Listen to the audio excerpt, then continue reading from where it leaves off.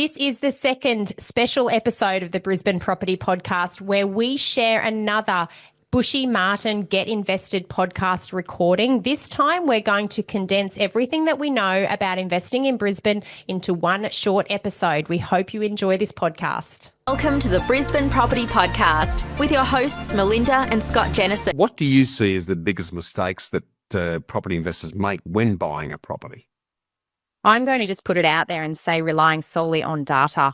There's a lot of inconsistency and a lot of inaccuracy in property data. So anyone relying purely on property data, one, you're looking in the rear view mirror, and there's a reason why the windscreen is a lot larger than the rear view mirror because we need to look forward. But two, property data can be a little misleading if you're going to rely solely on data. I think data is a fabulous tool to use in conjunction with local expertise. Welcome to Get Invested on the Property Hub podcast channel, the leading weekly show for Australians who want to learn how to unlock their full self, health and wealth potential. I'm your host, Bushy Martin, and each week I go deep with the best investors, experts, leaders and founders to find out what it takes to break free from the grind, discover freedom and to live by design. Subscribe now and join me and get invested in the life that you really want. Let's get started. Hi, freedom fighters. What are your thoughts on Brisbane and southeast Queensland as a good property investment opportunity? And what do you really need to consider in order to buy and secure an outperforming property? And is a local area specialist buyer's agent your better and best bet to find, negotiate and secure your next property over yourself or a national buyer's advocate? These are all topics that we're going to unpack in the second part of our continuing chat with Melinda and Scott Jennison from Brisbane Streamlined Property Buyers. Because it's fair to say that despite showing all the signs of strong growth potential, for many years prior to COVID, Brisbane failed to be the bride and remain the bridesmaid as values flatlined, but post-pandemic values continue to be very much on the rise. And apart from the long overdue affordability catch-up in Perth and Adelaide, Brisbane continues to be a very strong, sustainable property performer.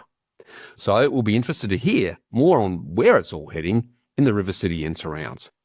And on a parallel subject, one of the most overused but misunderstood terms that I hear when buying property today is due diligence.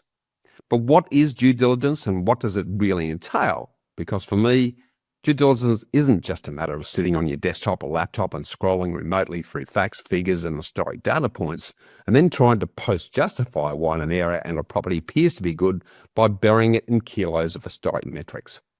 Sadly, I have a growing sense that a lot of what is being measured doesn't actually matter in property, and on the flip side, a lot of what really matters can't be measured.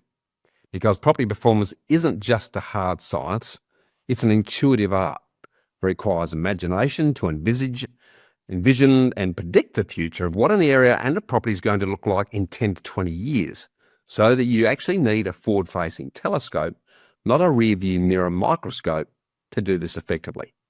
And this is something that is this something that you have the time and skills to do yourself? Or do you need someone who specializes in property and the area that you're looking to buy it in to achieve optimum outcomes? These are all key subjects that are important to your future property portfolio's planning and performance, and we're going to unpack them with our returning guests, Melinda and Scott Jennison, who are life and business partners driving the growth of award-winning streamlined property buyers in Brisbane. And Melinda is also now the president of REBA, the Real Estate Buyers Association of Australia, that only allows the best buyers agents to become members after a rigorous qualification process and has a strict code of conduct that each of the select members must abide by. It's for all these reasons that I've interviewed and continue to interview buyers agents here on the show, because I want to help you to learn the ins and outs of this mission-critical property buying process and to expose you to a range of buyers agents that will ultimately help you to identify the right approach as well as the right buyers agent to suit you, who's not only experienced and expert at what they do, but just as importantly, are the right fit for you. Because you need to listen to your gut intuition on this. As a buyer's agent or any other property professional may be good at what they do, but if your highly tuned BS indicator is flashing, then you need to listen to this and go with your gut. As I keep reinforcing, there's no one-size silver bullet solution in property because everyone's different. So you need to keep looking until you find a professional that not only does right, but feels right and is aligned with your values, your strategy, your goals, and your personality, because the devil's always in the details here. As a quick aside, if you need to get some help in selecting the best buyer's agent for you so that you can reject the others that don't fit, feel free to email me at hello@knowhowproperty.com.au by clicking the link in the show notes with a subject header, questions to ask a buyer's agent, to get a copy of the 37 odd questions that we ask potential buyer's agents to decide if they're actually worthy of further consideration. Because it's all about getting a good, proven professional buyer's agent who's an expert and specialist in their locations and property type. And today's returning guests, Melinda and Scott, and their Streamline Property Buyers team are a very good example. Now, last week we delved into their personal, professional, and property journey. And this week, we did dive deeper into all aspects of buying property in Brisbane and the benefits of great professional buyer's agents. So welcome back, and let's get invested again, Melinda and Scott. Thanks for having us, Bushy. I'm looking forward to this episode. Thanks, Bushy. Good to be back.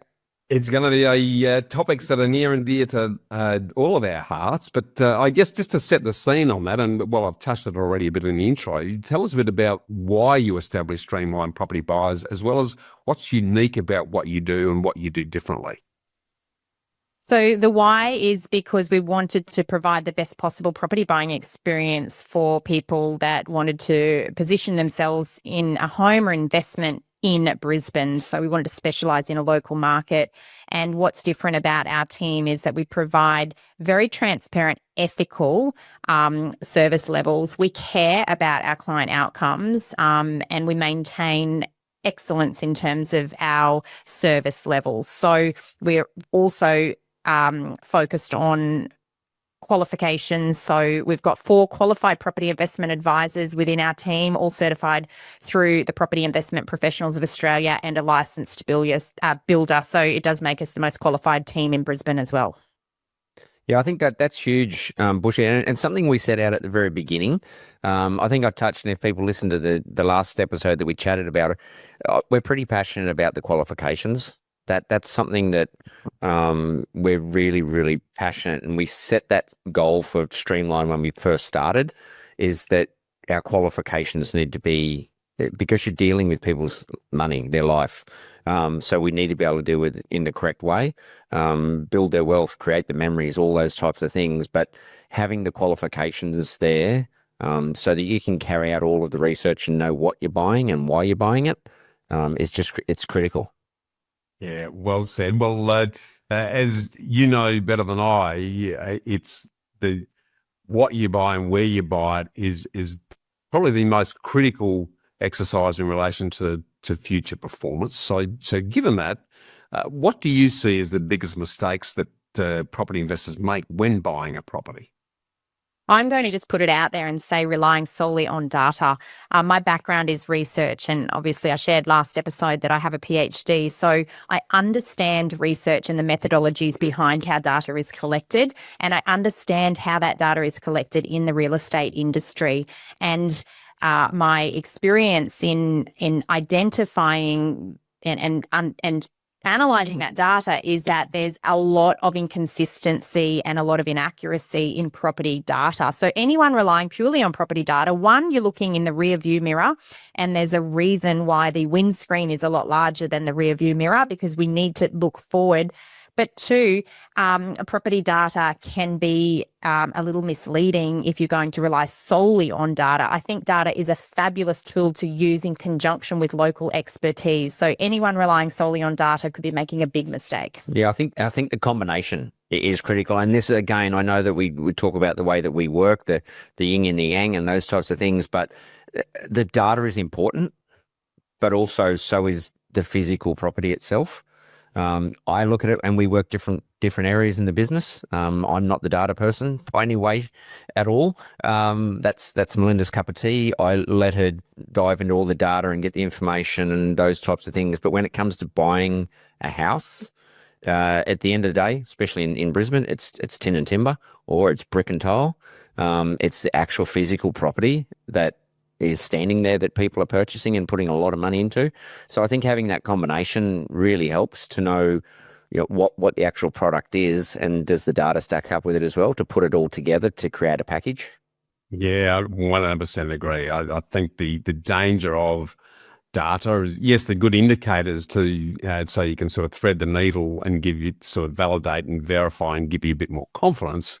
But you can't put data on aesthetics, street appeal, or owner-occupier appeal, or how a property stands out or differentiates from every other property in the street area or precinct. So that's where that art form comes into play. And that art form can only be developed if you've got intuitive, intimate, local understanding of how that property sits relative to every other one. So some very good points there. In terms of that, then, if we look at the flip side, what are your top suggestions then on how to choose a location to buy a residential property and overcome some of those mistakes that you're seeing a lot of people making? Well, we're very reliant on information from the past, but also we look at what is projected and what is coming. So as local area experts in Brisbane, we make ourselves aware of state planning schemes where there's a Southeast Queensland infrastructure plan, there's a Southeast Queensland regional plan. These plans are state government produced plans that enable us to see what has the state government got planned. We can overlay that with local government planning schemes to get an understanding of what has the local government got planned, because as investors with an investment time frame of 15 plus years, we need to understand what is Brisbane going to look like 15 years from now. So understanding population projections, understanding where development pipelines are coming in terms of land rezoning, higher density developments, infrastructure projects, employment opportunities. These things matter when it comes to identifying the right pockets within a location. Now, we are Brisbane experts, but we do not buy in all parts of Brisbane, especially for our property investors. There's locations within Brisbane that are no-go zones from a local's perspective, and there's other locations that are highly desirable. And we're wanting to also understand for investors which, based on their exit strategy, who are we trying to sell the property to, or are we going to retain it long term? Because if we buy a property that doesn't appeal to the demographic group who are the largest portion of the buying population, that is the owner-occupier, then we may be making a mistake. So understanding that the exit strategy, if the intent is to sell and we're wanting to actually resell, we want to be able to have a property that appeals to the largest segment of the market. So these are just some of the things that we would consider in selecting a location to buy, because we want to make sure the location aligns with the objectives that the investor has. Yeah, our checklist is pretty long. So when we look at property, it needs to tick the boxes. One of the biggest thing I think, which Melinda touched on then, is what's it going to look like in the future? Yeah. And if you have an exit, who are you going to sell it to? Because if there's something really different and unique about the property that you limit your people that you'll sell to, you're creating a smaller pool and it's at higher risk. What else is happening around you? Transport is massive. We are growing rapidly in Southeast Queensland, especially Brisbane. Fast forward to the Olympics, and even beyond that, our roads are going to be more and more and more congested. So these Brisbane people that have lived like a bit of a country life, I think, for a long time, where they've jumped in the car and driven everywhere, that will change. We will have to change lifestyle, and we'll be on public transport. So there's so many. Look, I can't actually name one or two because our checklist is so long when we start to go through it. And as Melinda said, buying in one suburb in one area, buying in one street in one suburb can be different to the street around the corner. In that local knowledge is something that you just need to know the area and know it really well. Yeah, you make really good points there, because that's coming back to the intuitive art form that's associated with it, because the data gives you some hard numbers, but what is never measured, and you're only going to pick it up from being on the ground and understanding the local community, not just the area, is the sentiment factor, because you and I both know that sentiment is generational. If an area has a bad tag, doesn't matter how good it looks in terms of the data, the owner-occupiers, who are 70% of the buying population that you want to sell that property to later on. So, there's this talk about investment grade property. It's a bit of a nonsense to me. Yes, it's got to tick all the investment boxes, but if it doesn't appeal to a future owner occupier, when you rationalise your portfolio at the end of the journey, you've done yourself a massive disservice and minimised the equity that you're going to pull out of that property. So that sentiment factor that I think is the piece that's missing. Using not a Brisbane example, but using an Adelaide example, because I know Adelaide particularly well, there's a lot of interstate buyers agents who've been piling investors into areas around Elizabeth, north of the city. Well, in the Playford area, well, that's a crime zone in a lot of those locations. I mean, I wouldn't walk down some of those streets in a bulletproof vest for fear of what might occur. But if you look on the desktop and you run the numbers, it looks fantastic. It looks affordable. It's great yields. It's got everything else attached to it. But in terms of that long-term infrastructure, industry and income growth that you touched on before, if it hasn't got those forward projections and the sentiment isn't reinforcing that, then you're going to fall way short of where the opportunity ends up. And as you've pointed out, that only comes if you intimately know not only the locations, but what the people think about properties in that particular location, which you can only get by living there, essentially. We often find, and we've talked about this previously over the years, that a lot of people come to Brisbane applying the same principles of investment as they may have applied to their home city of Sydney or Melbourne, for example.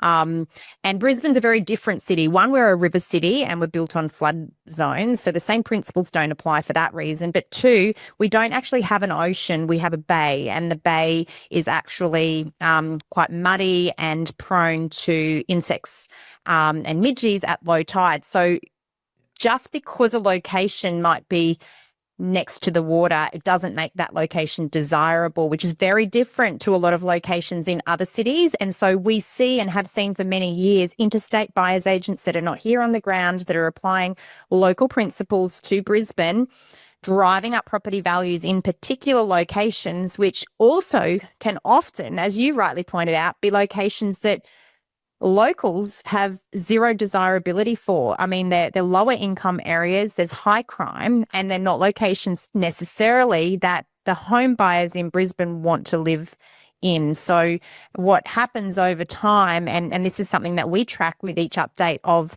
the census data, is that ratio of owner occupiers to investors starts to shift, and these locations become largely investor dominated locations, which again presents as a risk to you as an investor, because when your rental property becomes available for rent, you're competing with so many others, and that can sometimes put downward pressure on rents over the long term. So these are all of the fundamentals, if you like, that we would assess to determine whether a location meets the criteria that we would use to recommend for our clients, because at the end of the day, 10 years from now, we want our clients to continue to be our raving fans. We don't want our clients to be trying to find us because we've gone out of business, because we've actually ripped off too many people. And unfortunately, I see the future in our space being like that for some businesses based on some of the recommendations that are being made out there in the market. A really simple one for some people to think about is when we talk about what it's going to look like in the future, and I know that some people will struggle with 5, 10, 15 years in the future, but also how areas are changing now.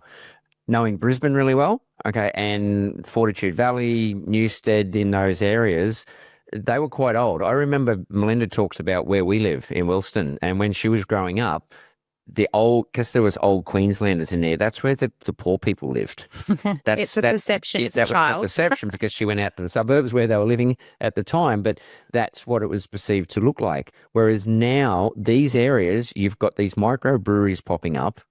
Okay, these are all the trendy places, the coffee shops, the lifestyle. And as you get all those sort of things start to change short-term wise, and that's what you need to look at that. How's it changing?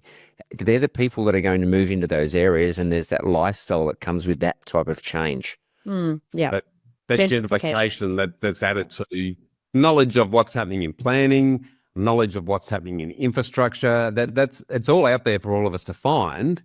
I'm just amazed that there aren't more professionals in the business, yet alone investors, focusing on that information. It's all in the public domain for us to find by free, just by Googling it.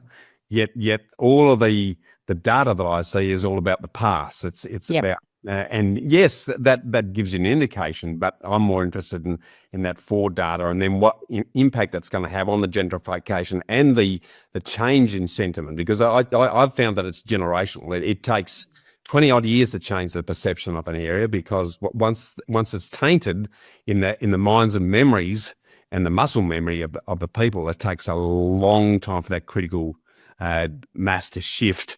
And you touched on the percentage of rental properties. The other issues with that, particularly, if you get up over sort of 25%, in my opinion, of rentals in a particular area, then the level of care that goes into rental property in terms of presentation is nowhere near that of an owner-occupier, and that tends to dilute the perception of the location, which will drag down the potential capital growth and the value of the other properties that you... 100%, yeah. As landlords, you don't see many landlords wanting to invest money into upgrading their investment property, but you do see homeowners take a lot of pride in where they live. They'll look at COVID. We all got locked down. We went and painted our homes. We improved our gardens. We spent a lot of time in our home, but no landlords were doing that. It was the owner occupiers. So that fast-tracked some, value improvement in some locations, much more so than others. And, the principles, and we talk about this a lot, the principles that apply to other cities are not necessarily the principles that can apply to Brisbane, because we are a less mature city than the likes of Sydney and Melbourne.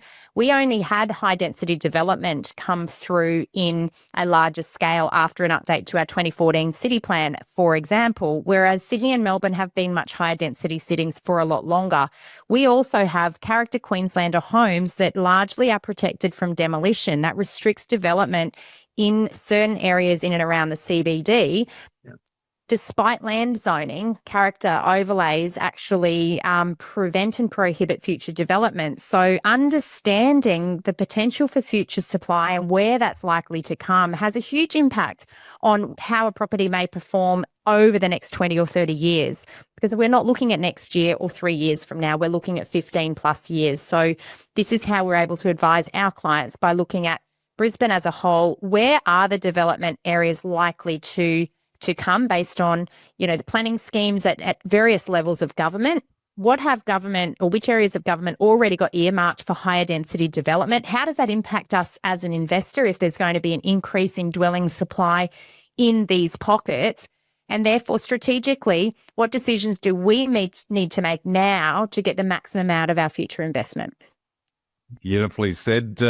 We started touching on this already, but the subject of proper due diligence is something that's near and dear to my heart, because I just don't see it being done very well at times, if at all, really, in the true context. And you've mentioned quite a few of the areas that would feed into that, but can you sort of expand on that a little bit in terms of the detail of what you think's required to complete intensive due diligence on a property to be sure on its value or otherwise? Look, there's the online due diligence that is the first step for us, and that's the step that anyone can make from wherever they sit. And that includes things like assessing the land zoning, the underground services, any character protection. Are we looking at flood mapping? We're looking at noise overlays. We're looking at anything that can be computer generated. However, that's just part of the parcel. If the due diligence passes those online assessments, then a physical inspection is an absolute must. It's non-negotiable. Looking online, it doesn't tell us if we've got a smell or, something that impacts us visually around the property. So you need to physically inspect to get a feel for those sorts of things.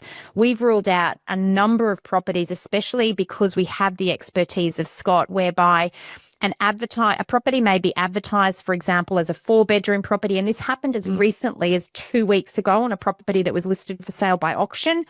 4-bedroom, 2-bathroom property advertised by the sales agent on the listing floor plan. When we arrived, we felt like the ceiling space was a little low. We actually left because we'd forgotten to take our um, Laser measurer. measurer. So I popped back a little later to measure the ceiling height. And as we had suspected, not legal height according to building code, it triggered us to actually dig up some approved building plans when in fact that was not an approved bedroom. It was just being advertised as that. Now, any buyer in the market that's assessing the value of a 4-bedroom home versus a 3-bedroom home would know that that's going to significantly impact the perceived value. Now, rightly or wrongly, whether that property was advertised correctly, in Queensland, there is no seller disclosure at the moment. We are bringing that in. So it is up to the buyer to do their own due diligence and to make themselves familiar with these sorts of things. So, of course, that just changes the perception of value for us, and then we're able to advise our clients. But, Scott, there's other things that you would pick up at that we talk about with our team as well. So there's a whole range. As I mentioned earlier, we have a whole checklist that we go through. So through council portals where we look at zoning, not just what it's zoned now, but what's it's zoned to look like in the future. Overlays. We're a river city, okay? We do flood, and there's not just river flooding. So in Brisbane, we've got overland flow, we've got river flooding, we've got creek flooding.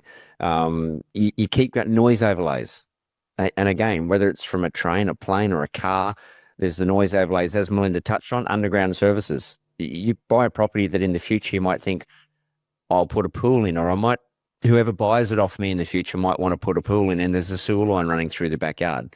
Contours are a big one.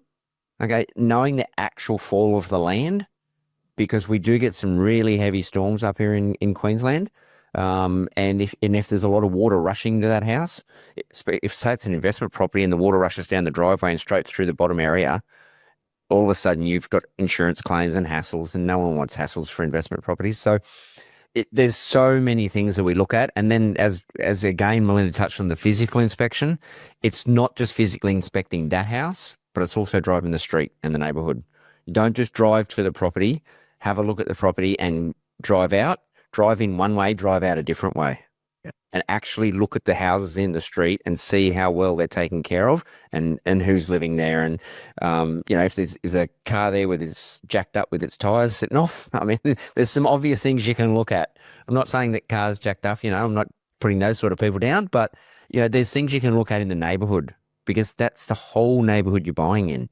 Okay, and that is how that area is going to change and be in the future. And that's the sort of tenant you'll get, especially on the investment side of it. That's who you'll attract as a tenant.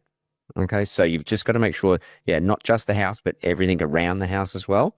And obviously then there's the building and pest side as well. That's where we get in more detail.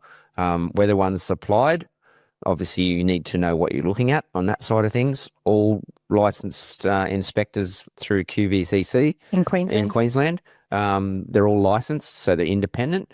So if one is supplied, you need to know what you're looking at when you're reviewing that and make sure you check it out when you go to the inspection. And I'll also just add on that, there's definitely some building and pest inspection reports that we will not rely upon if they are provided, because we know the building and pest inspectors quite well, having operated in this industry, and there's others that we feel more comfortable relying upon. And with a phone call to that building and pest inspector, you can quite often get that report put into the name of your buyer should they be successful with their offer. There's sometimes a small fee associated with that, but having the advantage of an in-house builder provides our clients with peace of mind that they can potentially rely on those reports. And we've ruled properties out, for example, that have had stair rises that have been inconsistent, which is non-compliant with the current building code, which puts landlords at risk if someone falls. So those sorts of things, come up in reports, which then gives us the ability to advise clients as to whether it makes sense from an investment perspective, because what we want to do is mitigate risk, not expose our clients to risk. Yeah, I love that. There's a number of things there that I think are really important, that the average Joe, whether they're just getting into it or having done it a number of times, but not to that level of detail of overseeing, and things like looking at the area and the property at different times of the day even. I know myself that I often like to look at a property in the evening or just on work to see just how busy is it, what level of noise and what other stuff's going on in that particular location at those times of day, because it can look beautiful in the middle of the day, But We'll drop off and pick up. Yeah. yeah, the traffic exactly. more. So those things come into it as well. I guess the other thing that I would like your thoughts on, given the Brisbane perspective here and broadening the discussion a little bit, and wearing your Reba hat, I guess, to some degree as well, Melinda, which I'll dive into a bit more detail in a minute. But there's a lot of buyers agents that are pushing regional areas in Queensland and also pushing the apartment market in and around Brisbane. What's your read on both of those, to put it in context, particularly of a long-term capital growth investor? Can you share your insights in that area? Look, I'll start by saying I'm not an expert in markets outside of Brisbane, but I keep track of markets at a national level because of my national role. The biggest concern that I have about some of the regional areas is the exposure to risk, especially in terms of insurance risk. So the further north you go in Queensland, for example, the further or the more you potentially are exposed to cyclone risk, for example. And a lot of the insurance providers can provide cover, but a lot of the times those premiums are extremely high. And so we often quote the gross yields when we're looking at the property purchase, how much does the property cost to buy and how much rental income are we going to generate per week. But it's the net yield that investors need to be looking at. And a lot of the time, once you account for some additional costs associated with risk, that is insurance, especially in relation to flood and also cyclone in Queensland, it can actually reduce that net yield significantly. So I would encourage investors to ask a lot of questions, but also urge on the side of caution, because you need to ensure that you understand your net return, not just your gross return. So if we now circle back to the unit market, in Brisbane, for example, units at a median value level, they're yielding gross at 4.5%, whereas the house market is yielding gross at 3.4%. So naturally, properties with smaller land content typically have a higher return on investment in terms of the rental income. Not all units in Brisbane are created equal. I'm going to preface everything that I'm going to say with that. Yeah. When you're buying a unit, if you're looking for yield, that's a very different type of asset that you would be targeting versus if you're looking for a combination of yield and growth. So if you're looking for growth, the land component is still critical and the land to asset ratio is still critical. Now, because Brisbane is quite unique because we have a lot of character overlays, you do have the ability to pick up some low density units in areas dominated by character Queenslander homes where we know there's absolutely no potential for future supply. And you might pick up a quality 2 or 3 bedroom unit in a blue chip location that's yielding at a higher rate than a house, but still has a stronger land to asset ratio when we look at land value rather than land size. Yes. And the big thing for a lot of people is they focus on land and land size, but I can absolutely categorically say not all land is created equal. And the more scarce that land, the higher the value on a square meter basis. So regardless of the asset type that people are focusing on, we always should still come back to what is the land to asset ratio for that asset and how does that investment align with the investor's objectives? Because we do find in Brisbane, because yields have dropped, and especially in a lot of those blue chip locations, it has become unaffordable for some people to purchase a house to hold long term. So depending on their circumstances, they have to weigh up whether they target a house that might actually be further out, in which case they may have to compromise on some other criteria that we would typically require for a high growth location. Or alternatively, to stay in higher growth locations, sometimes we will consider those low density units in areas which are surrounded by character homes which are protected from demolition, where we know there's zero potential for future supply, and they're going to actually attract a higher gross yield. Now, I talk about gross yield because then the next step is assessing body corporate fees, better known as strata fees, because we also need to ensure that the strata fees are low with the insurance costs, which are covered by body corporate, as well as savings, I guess you could say, with rates and maintenance. Generally, the net yield would be aligned with what a house further out would be. So then it's just actually overlaying the growth component. So again, these are our opinions based on what we know about Brisbane and where we're heading in the future. And I would just say not all units are created equal. If you are buying a unit, you have to actually overlay that with an extra level of due diligence, in my opinion, to ensure that the location you're targeting has a strict, limited amount of future supply, and buy in the locations where you know that supply is constrained. Beautifully summed up and very well said. I think, and I'm going to talk personally now, but if we go back to the regional piece, I just wouldn't buy a property in Townsville and Rockhampton personally, because of, yes, they've got pretty strong growth in terms of some of the growth drivers, but that risk piece, which people love to focus on the rewards, they don't think about the risks. I know damn well that within some of those areas and others within regional Queensland, because of the extreme weather risk increases, and that's flood, fire and cyclones, some of the specialist insurers now, they ask you for the actual address to tell you whether they're going to be prepared to insure it or not. And if they do, then the premium is likely to be very high and affect what you touched on, and that is the net yield. The gross yield's one thing, but it's the net yield that's the really important piece that comes into play there. So I think very well covered on that. And again, don't follow the horde. Just because a bunch of market-making buyers agents out there are doing the Pied Piper and herding people into these locations, and therefore FOMO, you're fighting over each other and artificially boosting up the price, doesn't mean it's going to be sustainable. So I think you need to take that strategic view that you've touched on. And in relation to the apartment piece, I think I love what you talked about there, Melinda, because it's about getting really detailed about the strategy and the fit, because it's a scarcity piece that we're really focusing on, versus, again, there's a lot of generalist buyers agents who are talking up apartments generally, and there's an affordability catch-up that's going on, just like that's happening in Adelaide and Perth. It's just a relatively affordability catch-up. So there's a lot of people piling in there because they can afford to buy them.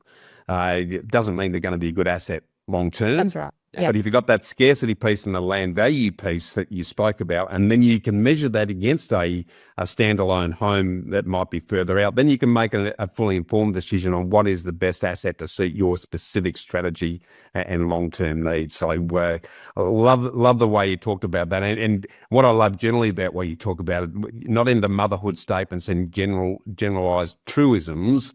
It's getting down to, okay, let's understand your strategy. What are you trying to achieve? And then we can gauge a particular property opportunity in that context to see whether it's the best fit to actually satisfy your long-term goals. So very refreshing in that context to put that piece around it rather than the motherhoods that I hear elsewhere, which leads me beautifully into a broader discussion around buyers agents, I guess, guys. And while we've touched on a fair bit of this in both today and in last week's episode, but and again, I'm wanting to wear your Reba hat here to a fair degree as well in this one. Why do you think property buyers should engage a local buyers agent over finding and buying a property themselves, or using a nationwide buyers agent to do the same thing? Look, we're a business like buyers agents everywhere across Australia where we're fee for service. So you're wanting to actually ensure that you're getting the expertise that you're paying for. Now, if you're focusing on a buyer's agent that can buy anywhere across the nation, they may be the buyer's agents that rely on data, but do they have the local expertise to understand the right street and the right house within the street to make the best recommendation for you? Because this is where we question the value proposition with some of those services. Obviously, being a local buyer's agent, we have access to the same data, but we become experts in our local market, and it enables us to not only advise on locations, data brings you to a suburb, but also locations within a suburb based on local understanding and, buyer preferences. And then I think that becomes the critical piece.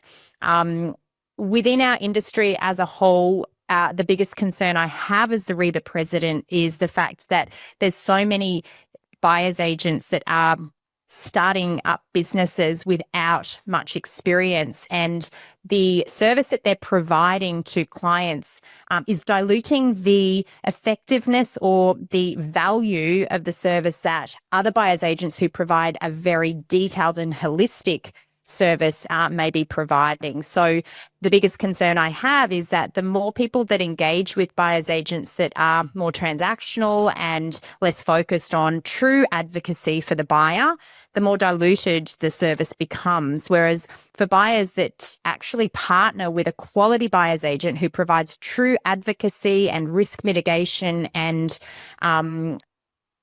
investment advice for those that also deal with investors, it really is a very different proposition. And the hardest thing right now is that it's very difficult for a consumer to distinguish the difference because marketing can be very deceptive. I just on that, Bushy, my background is obviously construction, not real estate.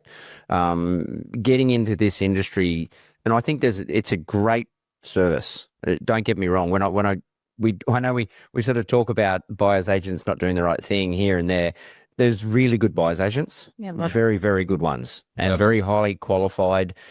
They know their area, they know a lot of information, and they are a fantastic service for people that are time poor, that want help investing, that don't know how to invest. They can change people's lives. Okay, so there's a great opportunity for there. There's also some that come in the industry that get taught how to get clients, but not how to buy property and how to do your due diligence and all those types of things. So there's a whole range of it. Melinda's just recently completed a buyer's agency training course with the REIQ, and it's teaching people how to be a buyer's agent. Okay, not how to generate leads or how to be a social media person or TikToker. I'm not a TikToker, but to do those things to get leads. But then what do you do and how are you investing? It's a partnership, and that's the way we look at it. Okay, so when someone wants to come and work with us, it's a partnership. They've got to be a good match for us. We've got to be a good match for them. Yeah. It needs to work both ways, and I think it's a fantastic service when it's done right with the right people. 100% agree. It's like everything. It's the few very good players that often get drowned out by the shonks and the fly-by-nighters. And because there's been very low barriers to entry into the buyer's agent space, that's allowed a horde of people to come in and do these, 1-week courses basically and call themselves a buyer's agent, which is very scary. But what I'd love for you to share, given your personal involvement in the industry, but also again wearing your Real Estate Buyers Association of Australia hat, Melinda, because for the average punter out there, and I see this all the time when they're out there, they're trying to work out, well, who should I engage, and often they're attracted to the high profile. People have their own podcasts and they present extremely confidently, and they use data to self-justify what they're saying about where and what. What are the key things that are going to enable them to actually sort the sheep from the goats when it comes to selecting a good buyer's agent? Look, I think it's a great question to ask. On the REBA website, we actually have a list of questions to ask a buyer's agent, and I know you put that information out as well, Bushy, and I encourage people to rely on these sorts of resources so that you can get a much broader and holistic view of who the person is or the company is that you're choosing to partner with, because the biggest thing that's hard to understand is, are they working ethically? Are they being transparent? And do they have your best interests at heart? Because as I pointed out, marketing can be somewhat misleading.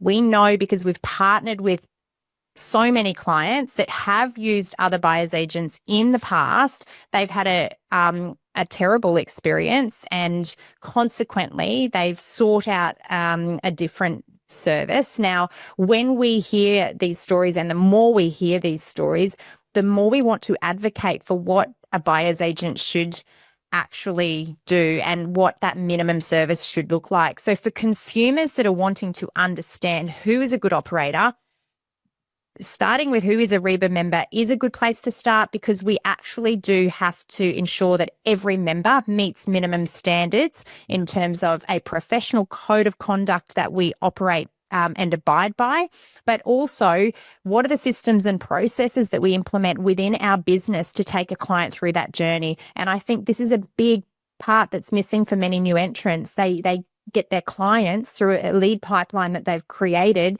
but they have no system or process in terms of what they need to do to effectively manage that client from the onboarding phase through the purchasing journey and right through the back end. And we've heard through our own clients who have partnered with others previously that there's very little support through many parts of that process. Once the transaction's done, it's done, and that the hands are wiped, whereas a true advocate will actually handhold and ensure that that person has a partner through the entire transaction and for many years beyond.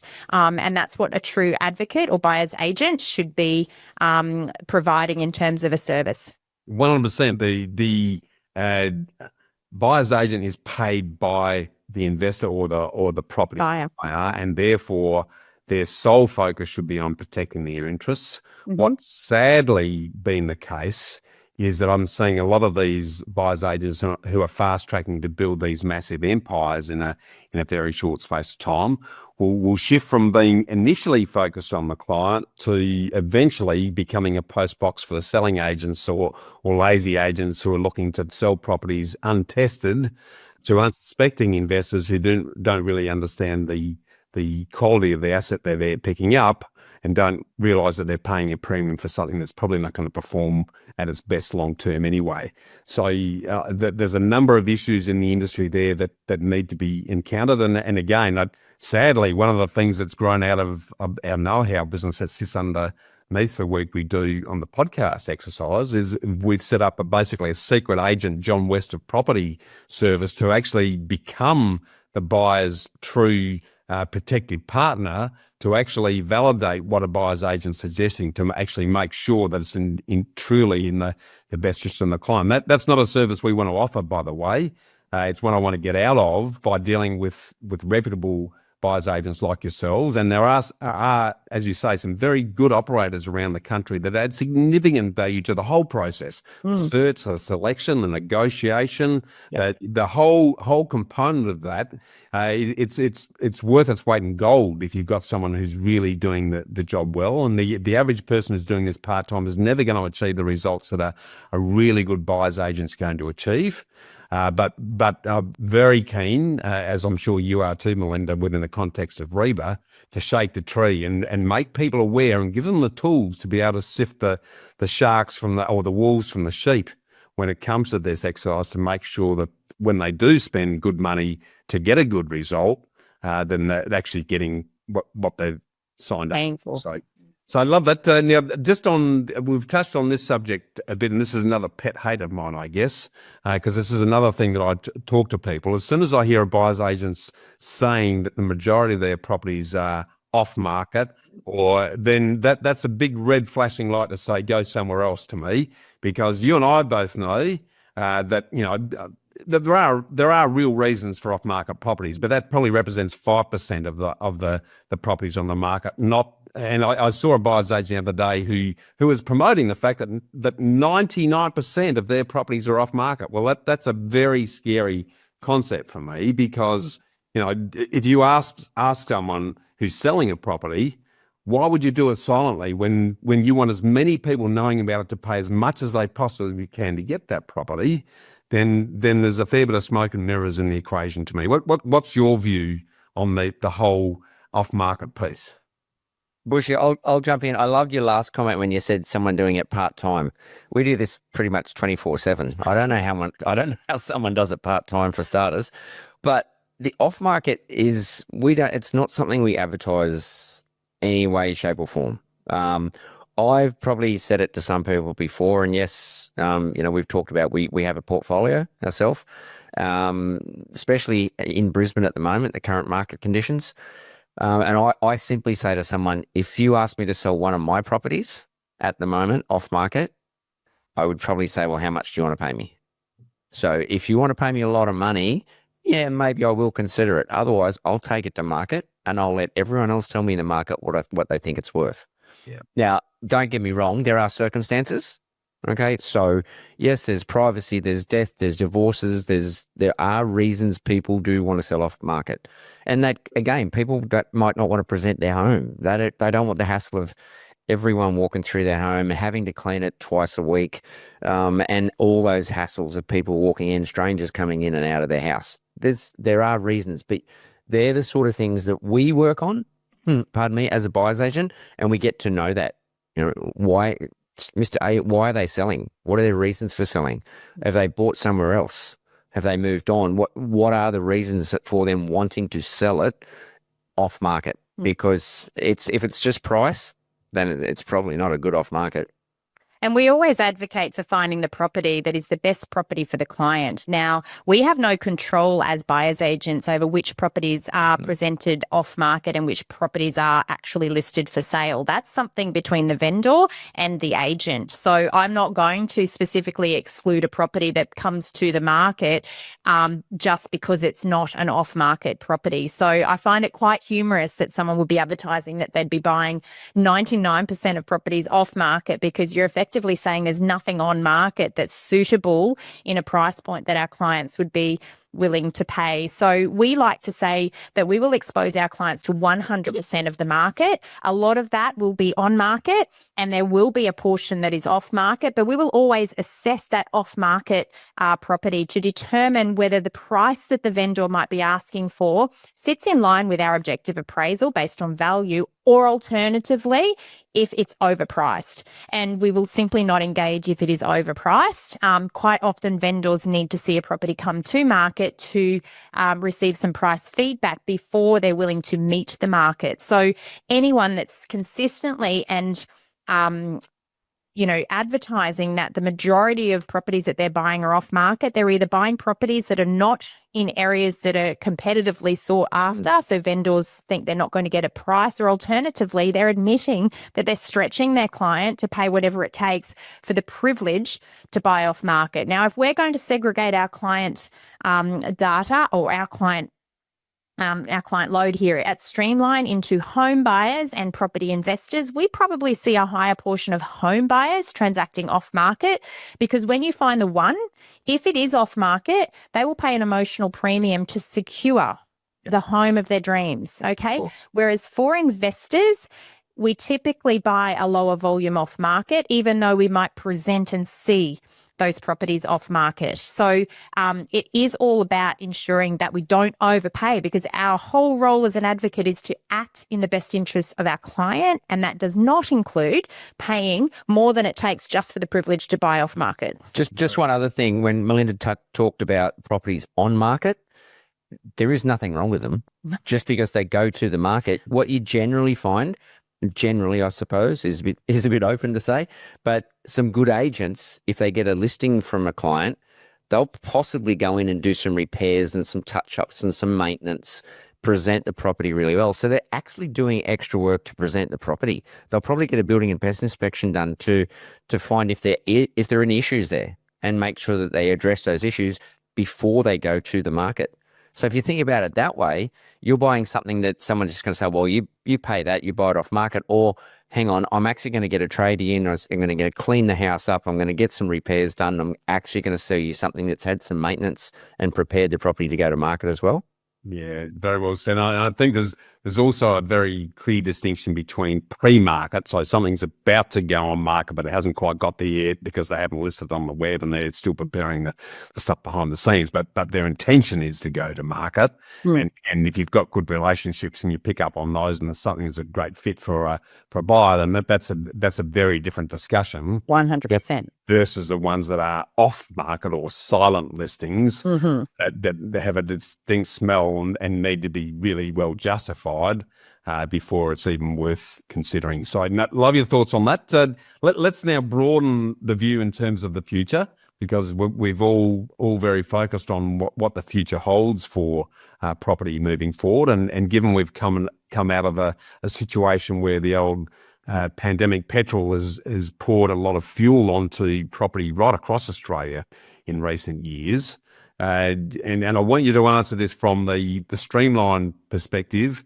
but again, throwing on the old Reba hat, Melinda. Love your read on property conditions in the medium term and where you think the best opportunities are within the Queensland context, particularly Southeast Queensland, given that's your area of expertise, and its relativity to what's happening in other parts of the country. Look, I could talk for a whole hour on this alone because this is what I study and this is the information that we use to educate our clients on when they're actually partnering with us. My take on Brisbane is the long-term opportunity in Brisbane, but Southeast Queensland as a whole is quite significant. And there's a number of reasons for that. So the Olympic Games is an event that is going to take place on a particular date in 2032. A lot of people ask us, is this going to cause property values to increase? And I answer no. The event itself will not have the impact that people think it will have. However, let's consider and unpack what has to happen here in Brisbane and Southeast Queensland as a whole over the next 8 years to deliver the infrastructure that is required to host the Olympic Games. And this is now where the conversation starts to change because we have 3 levels of governments actually putting money into fast-tracking infrastructure development that is going to create an enormous economic boost to certain parts of Southeast Queensland. The job opportunities are going to be continuously there. We actually already have really strong employment throughout Southeast Queensland, and therefore people will have the opportunity to create for themselves more income earning potential because of the opportunity that's available to them. Now, the infrastructure development is going to be, yes, there's going to be stadiums, we understand that, but the longer term benefit to property owners is in that transportation infrastructure. The way we move around the city will change. The areas where there's going to be higher density development to accommodate, for example, the athletes village, we know that where that's going to be. What does that mean for that local property market? We can advise our clients on that. What does that Southeast Queensland plan require us to do to deliver more accommodation to our growing population between now and then? Where are those dwellings likely to be built? Where is the future land supply? These are all questions. I'm not answering your question, but I'm giving you other questions that investors need to ask themselves, because these things then lead to the locations that we would be recommending. And we overlay all of that potential supply and demand based on infrastructure, job opportunity, etc. We overlay that with, can people in that area, that suburb, that region afford the properties that are available in that area? Because a lot of people talk about affordability at a price point. We don't. Yeah. We talk about affordability at a median value for the demographic that lives in that location. There are some very unaffordable properties or locations in Brisbane at price points, below $700,000. And there are some very affordable locations in Brisbane at median value price points above $1.5 million. Yeah. And what is critical, in my opinion, for investors to understand is the difference, because price alone should not be the only criteria. So it's an understanding of the breakdown of owner-occupiers and investors in a location, the incomes that the people in those locations are earning. You're laughing. I love it. You're sounding like me again, Melinda.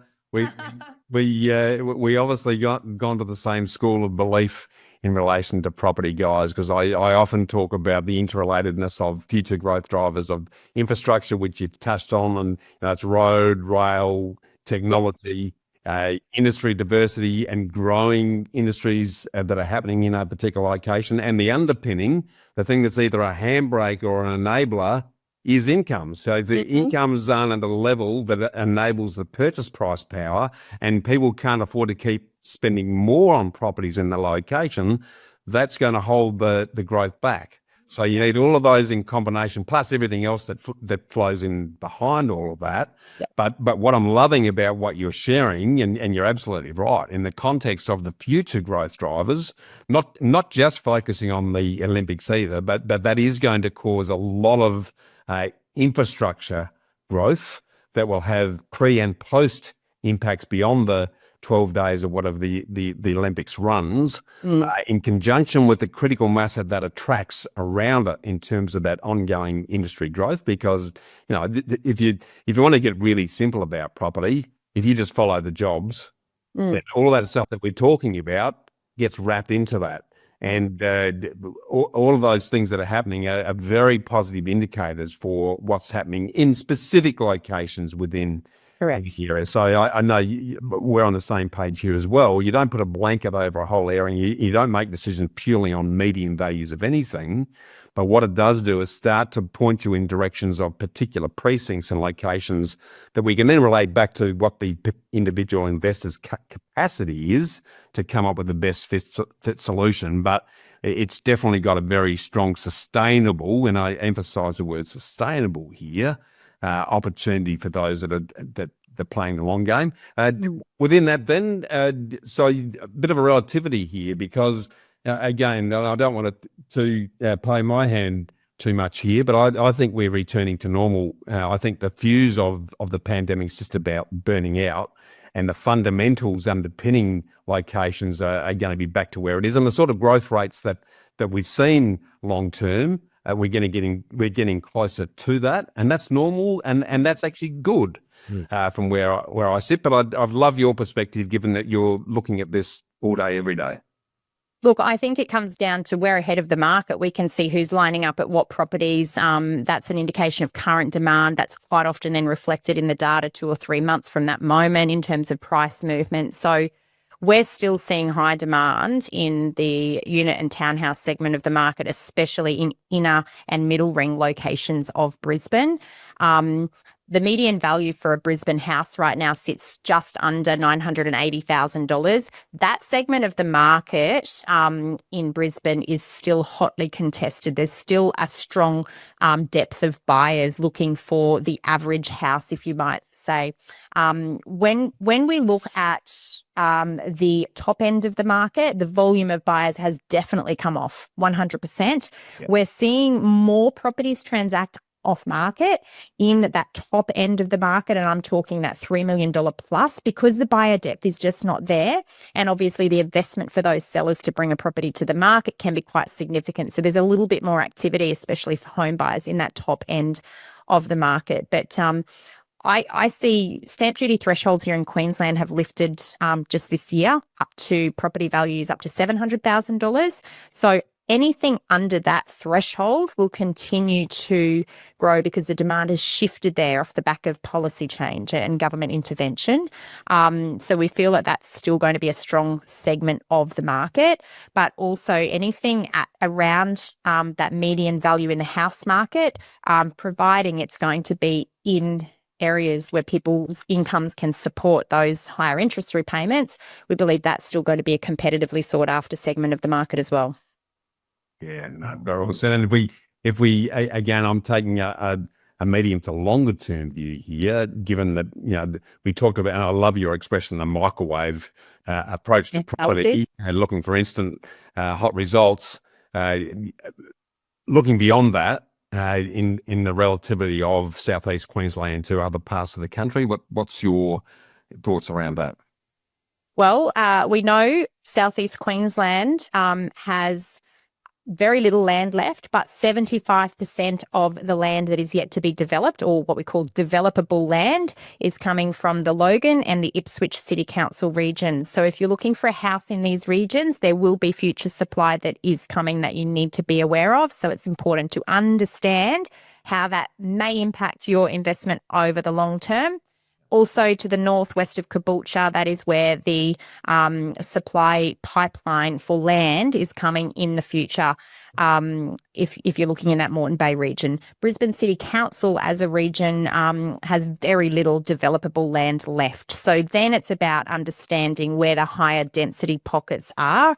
And as I pointed out previously, the inner 5 or 6 kilometre ring typically will be character protected homes, regardless of any zoning that exists within that location. The character protection means they cannot be removed from the site to allow for higher density development. So if you're buying a unit in Brisbane, avoiding that higher density market, you're really wanting to be within the areas where the character overlays exist. Anything outside of that can potentially create a supply risk down the track. I love it. And again, that scarcity overlay is really Yeah. key there, and knowing where the greenfield development sites are, which are obviously going to dilute value because it dilutes the scarcity. Yeah. And then knowing where the tightness is, and therefore where that the acute tightness is at relatively affordable price points, given the fact that we're not likely to see rates move in a big direction anytime soon. So purchasing price power is going to continue to be constrained a lot, which tends to focus in on those areas and other types of property like units and apartments that in a normal kettle of fish probably wouldn't be something to consider, but there's an opportunity base there that the people can take advantage of, given that ongoing demand is going to be pretty strong moving forward. And I think also we're finding a lot of investors actually, because of the current lending environment, can often have yield requirements. If that is the case, we need to ensure that they're reaching the minimum amount of rent per week in order to satisfy funding. Now, sometimes when we're moving into more affordable locations in the housing market, we are moving into locations where incomes might be much lower, and therefore rental price growth has actually been capped. And we're now at a point where there's a lack of rental affordability in those markets. So again, we assess all of that for our clients. It's not just about can people afford to buy, but it's also about can people afford to rent, and based on where their incomes are and how much it's already costing them to rent, is this sustainable or is this an at-risk market? Because as investors, we're interested in the overall capital return long term, but we are also interested in the income that our asset's going to generate. So we want to have stability and low risk of that income. I was just talking to someone earlier who has an asset in their portfolio in an area that doesn't meet our selection criteria. And I didn't say that, it was just a conversation. But obviously when people come to us, they already have sometimes a portfolio. And they said that they've had nothing but issues with finding a quality tenant because of the demographic that lives there. So they've had rental defaults, they've had property damage. And these are the things that a lot of people often don't talk about. And this is what we as an organisation, and certainly people that are aligned with the REBA Code of Conduct, it's our job to identify these sorts of risks for our clients so that they understand exactly what they're going to get. Because the last thing that you want is to buy a headache for yourself and then have to manage your property manager who's trying to manage a tenant who's causing all sorts of problems for you. 100%. My good wife, having owned and run a very successful property management business, always used to say the quality of the landlord generally goes with the quality of the property, which ends up being the quality of the tenant. So if you don't get those right, then you've inherited a headache. Yeah. So love your thoughts on all of that, and I think you make some very good points there as well around the affordability piece again, which I think very few people in the industry focus on. They focus on what you're paying for property. Well, if we're going to hold a property for 15 years plus, we want to make sure that it's not burning a massive hole in our pocket. And again, you use the same software that we do to analyse what the actual true holding cost is when every cost in both buying and holding the property is put in play to see whether it actually fits the affordability piece from the client. Because if that's not going to work, then you're doomed before you start. Doesn't matter how good the asset is, it's not going to work. We've had clients who, in a strategy session, make the choice not to proceed and go ahead with a purchase once they really understand, because I think that there's so many people who are relaying a message around the fact that property can achieve all of these outcomes for you. But the reality is when you actually really understand all of the holding costs and the way their finance might be structured, and especially if someone's using equity and they've got a 100%, they're borrowing 100% plus costs and interest rates are at 6.5% or thereabouts, and you might be buying a property that's yielding at, somewhere between 4 and 4.5%. Therefore, just on the interest alone, you're actually not making money, but you haven't even started to account for the holding costs, property management fees, rates, insurance, maintenance. These are all of the things that it's critical to make allowances for. And then people think P&I lending is going to enable them to hold a property in a cash flow neutral position. But in actual fact, with interest rates so high, again, that becomes very prohibitive. And in fact, more recently in strategy sessions, we've actually just started to show people this is what it was like when COVID was hit. And this is where interest rates were. And so, yes, at that time, this would have been a scenario that's very different to today. And this is probably what you're still hearing about by others in the industry. This doesn't exist anymore, and this was very unlikely to ever exist again because they were very extreme circumstances. This is more normal, and this is what we need to base our investment decisions on, not the past, but the current, and potentially stretch test that in case we ever see more rate hikes in the future. 100%. And you make a couple of really good points there. It's affordable growth that people should be, with affordable underlined. Because if you're living on dog food and 2-minute noodles for 15 years to hold on to the property, you're not going to do it. No good. It won't happen. But the financing piece you touched on something that's near and dear to my heart, but I get frustrated with people rate chasing, and they'll go for P&I rates, but they don't realise they're paying 30 to 35% higher in terms of repayments, which affects their affordability. Correct. And if you've got a P&I loan and an investment loan and you're paying it down, guess what? You're reducing your tax deductibility at the same Correct. time. Especially when there may be personal debt that, they have in a home loan at the same time. So these are the things that it's so important to highlight. It's the devil's in the detail. And if you get all of these aspects right, then you're going to produce a sustainable investment in an asset that's going to produce the fruit. But if you dance over the top of these and ignore that and just look at the headlines, that's when you get yourself into trouble. So look, again, we're on exactly the same page. I love talking to you guys. Every time I catch up with you, it's just energizing to talk to people who actually think the same way, because it's sadly a bit of a rarity. So I'm definitely going to get you back on the show to expand on other elements and deep dive on some of these aspects, so that we're really opening investors' eyes in particular to how to do it properly. But jumping into round 2 of the old ambush round now, guys, the quick fast 4, what's your favourite quote and why? Oh, I'm actually going to use one I use at work, and I probably say this, I don't know how many times I say this at work, but I always say to all of our staff, if I wouldn't buy it, I wouldn't recommend it to a client. Yep. I live by that. Mine is a few lines, so bear with me. Hard work is a choice. Attitude is a choice. Discipline is a choice, and doing extra is a choice.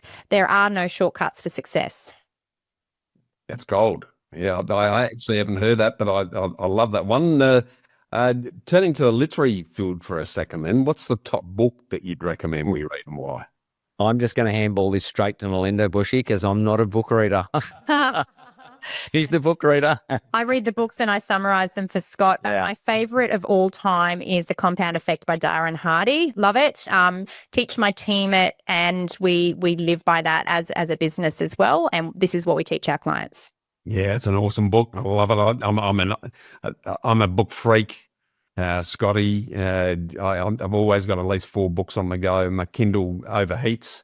I read so much because I just love them. That's why I got myself involved in the Business Book Awards. So I've got an excuse to do it now, without annoying my wife Sonia, because I just do it anyway.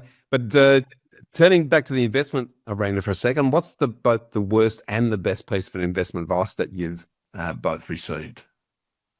The worst advice that I've received is that all properties are the same. They're all created equal. And the best piece of advice is that you should buy when you can afford to do so.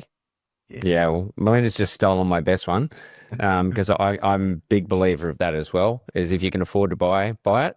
Not that I've listened to this one, but I've probably heard it a lot with people, even that talk to us sometimes, about buying brand new, a home and land package. I'm just not a believer of it. Yeah. Mind you, I do want to qualify that though, Scotty, because I'll be straight. I get annoyed there's a lot of buyers agents in the space who absolutely poo-poo building. Mhm.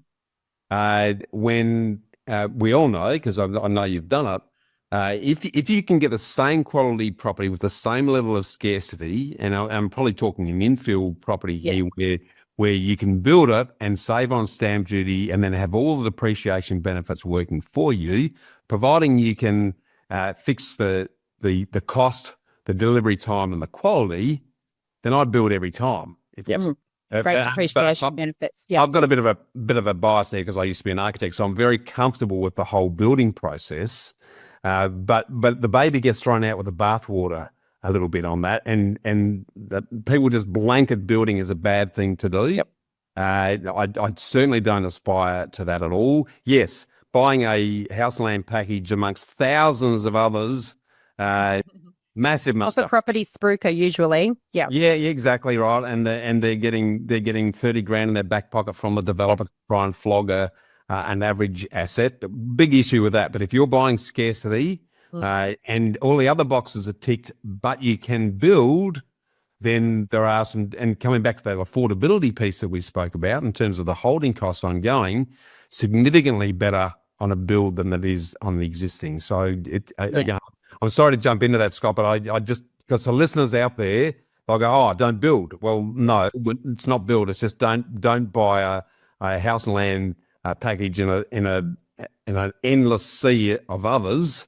That's From an investment seminar. 20 years, because that's where the wheels fall off. True. Thanks for clearing that up, because that's exactly what I meant. Because if you buy, as you said, in that new estate, and you buy in stage 1, and then stage 2 opens up, and stage 3 opens up, and you're not forever. Yeah. Yeah. But I agree totally. I have no problem with the building side of it. Yeah, in a good location where the scarcity is there on that land. In fact, we've helped clients with that. Yeah, we've helped clients with that. Yeah. Knock down rebuilds, knock down split into 2, build. Yeah, and it's a great strategy.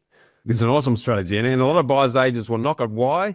Because then they don't have the skills to do that, so they shoehorn people into just buying existing. Yep. And it sounds attractive when it's put, because they sort of de-risking it, but I think they're missing an opportunity if the right scarce opportunity is there. So sorry, I'm going off on a bit of a rant on that one, but last question on this: if you could wave a magic wand and change anything, what would you change about buying property in the buyer's agent industry? I'd increase the barriers to entry and, ensure that buyers agents that are representing clients have minimum qualifications and some level of professional development, without a doubt. Yeah, I love that. I'm all on qualifications again, Bushy. If I revert this back to my building side of things, and I'll always say we did, as I said previously when we had a chat with you, 4-year apprenticeship, you do a diploma for building. Once you do all that and you do your time and you get your qualifications, you're a low-rise builder.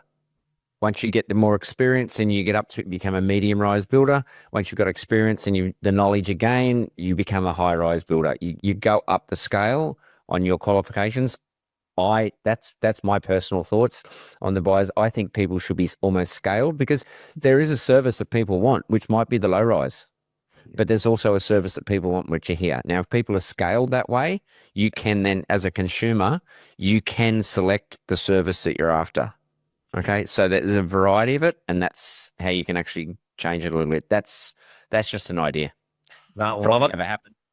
Final question, guys, because I'm mindful that I've using up a lot of your time. If I ask you to get invested, what does that mean to you? Create or improve your personal development through education, and then save the difference between what you earn and what you spend, and invest the difference. Yeah, I think get invested is creating opportunity, and to whether it's choice in what you do in life later on down the track. But if you want to get smart invested, get in, do it smart, do the right thing. But yeah, and you can create a completely different life. It's there. If people want to do it, it's actually there. Yeah, no, I love it, guys. Look, I'm going to leave All of your details on the show notes for those that have really resonated with what you've shared, and particularly for investors who are looking to secure property in Brisbane and surrounds. No question that the thoroughness and attention to detail and the level of care that you bring to the equation is above and beyond a lot of people in the industry. So, I commend you for the work that you're doing, not only within the business, but also to educate and elevate the buyer's agent profession. As we've said a couple of times, it adds a lot of value to investors if they're dealing with true proven performers like yourselves, and anything we can be doing to open people's eyes to that opportunity and learn how to ignore the trappings of the others that may not be giving them what they look for is a joint mission that we both have. So look, thanks again for taking the time to refresh us on all of your wealth of wisdom on what we've shared on the last 2 episodes. But before we go, if anyone watching or listening would like to explore further how you can free up your time and create an income for life by investing in property properly, whether you're new to the game or an experienced investor or property player, feel free to explore your why, what and how of successful property that unpacks my 4 decades of property and life experience by tapping into our recently released Freedom Formula program. You can enjoy anytime, anywhere at your leisure by clicking the link on the show notes, and the first module is absolutely free. In addition, if you'd like to confidentially delve deeper into your specific needs or challenges, feel free to book in with me for a personal solution session by, again, clicking the link in the show notes, where you'll have the complete, dedicated and undivided attention of mine so that I can share my experience to help you solve your challenges and answer your questions for a full 60 minutes.